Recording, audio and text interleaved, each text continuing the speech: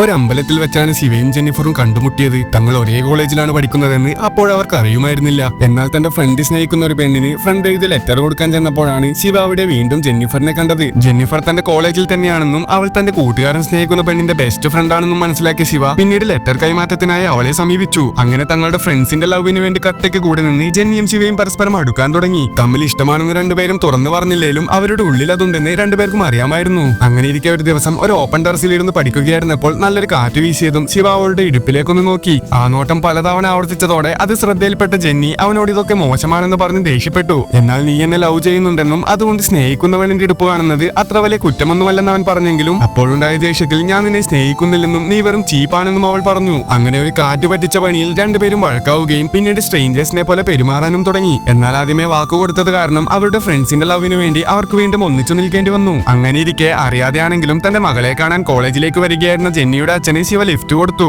ഇന്നത്തെ കാലത്തും ഇതേപോലെ സഹായ മനസ്കതയുള്ള ചെറുപ്പക്കാരനെ കണ്ടതും ശിവയെ അയാൾക്ക് നന്നായി ബോധിക്കുകയും തന്റെ മകളെ കാണാൻ ചെന്നപ്പോൾ ഒരു കോഫി കുടിക്കാൻ അവനെയും അയാൾ ക്ഷണിച്ചു. എന്നാൽ ജെന്നിയുടെ കല്യാണക്കാര്യം സംസാരിക്കാനാണ് അയാൾ വന്നതെന്നറിഞ്ഞതോടെ ശിവയാകെ അങ്കലാപ്പിലായി. കിട്ടിയ അവസരത്തിൽ ശിവയെ ഒന്ന് മൂപ്പിക്കാൻ വേണ്ടി വേഗം തന്നെ കല്യാണം നോക്കിക്കോ എന്ന് ജെന്നി തന്റെ അച്ഛനോട് പറഞ്ഞു. അങ്ങനെ ദിവസങ്ങൾ കടന്നു പോയതും തങ്ങളുടെ ഫ്രണ്ട്സിന്റെ ലവ് അതിന്റെ മൂർധന്യത്തിലെത്തിയതോടെ അവളുടെ വീട്ടുകാരുടെ എതിർപ്പിനെ മറികടന്ന് അവർ കുളിച്ചോടാനുള്ള സൗകര്യം ഇവർ ഒരുക്കി. എന്നാൽ പോകാൻ നേരം അവന്റെ കൂട്ടുകാരൻ അവനോട് നീയും ജെന്നിയും തമ്മിൽ ഇഷ്ടത്തിലായിരുന്നെന്ന് ഞങ്ങൾക്കറിയാമെന്നും എന്തു പ്രശ്നമുണ്ടെങ്കിലും അത് സംസാരിച്ചു തീർത്ത് നിങ്ങൾ ഒന്നിച്ചു കാണണമെന്നാണ് ഞങ്ങൾ ആഗ്രഹിക്കുന്നതെന്നും പറഞ്ഞു. അതും പറഞ്ഞവർ പോയെങ്കിലും ഉള്ളിൽ ഇപ്പോഴും തമ്മിലുള്ള ഇഷ്ടം കിടന്നു തുടിക്കുന്നുണ്ടെങ്കിലും പരസ്പരമുള്ള ഈഗോ കാരണം അവരെപ്പോഴും അത് തുറന്നു പറയാതെ ഒരു കൈ കൊടുത്ത് തിരികെ പോയി. എന്നാൽ കോളേജ് അവസാനിച്ച് തിരിച്ച് വീട്ടിലേക്ക് പോകാൻ നേരം രണ്ടുപേരുടെയും ഈഗോ പമ്പ കടന്ന് ഉള്ളിലുള്ള ഇഷ്ടം പുറത്തേക്ക് വന്നു. അപ്പോൾ തന്നെ രണ്ടുപേരും ഒരേ സമയം ഫോൺ വിളിക്കാൻ ശ്രമിച്ചതുകൊണ്ട് അത് കിട്ടാതായതും ശിവയെ തേടി ജെന്നി അവന് പോകേണ്ട ട്രെയിനിലേക്കും ജെന്നിയെ തേടി ശിവ അവൾക്ക് പോകേണ്ട ട്രെയിനിലേക്കും എത്തി. പരസ്പരം കണ്ടുമുട്ടാനുള്ള മാർഗങ്ങൾ അടയുകയും ട്രെയിൻ പോകാനുള്ള സമയമാവുകയും ചെയ്തതോടെ അവർ പരസ്പരം തങ്ങളുടെ ഇഷ്ടങ്ങൾ തുറന്നു പറഞ്ഞൊരു കത്തെഴുതി അവർക്ക് അടുത്തിരിക്കുന്ന പാസഞ്ചറിനെ ഏൽപ്പിച്ചു. അങ്ങനെ ഇരുവരും തങ്ങൾക്ക് പോകേണ്ട ട്രെയിനിലേക്ക് എത്തി പാസഞ്ചറിൽ നിന്നും ലഭിച്ച കത്ത് തുറന്നു വായിച്ചു. തന്റെ പെർമിഷൻ മുൻകൂട്ടി ലഭിച്ചതോടെ താൻ നാട്ടിലെത്തിയ ഇതേ ദിവസം തന്റെ കല്യാണം നടക്കാൻ പോവുകയാണെന്നറിഞ്ഞ് ജെന്നി ഒന്ന് ഞെട്ടിയെങ്കിലും ട്രെയിനിൽ വെച്ച് തന്റെ കത്ത് കിട്ടിയതോടെ നേരെ പ്ലെയിൻ പിടിച്ച് ഇവിടേക്ക് എത്തിയ ശിവയാണ് അവളുടെ വരനെന്നറിഞ്ഞതോടെ അവൾ ഓടിച്ചെന്നവനെ കെട്ടിപ്പിടിച്ചു.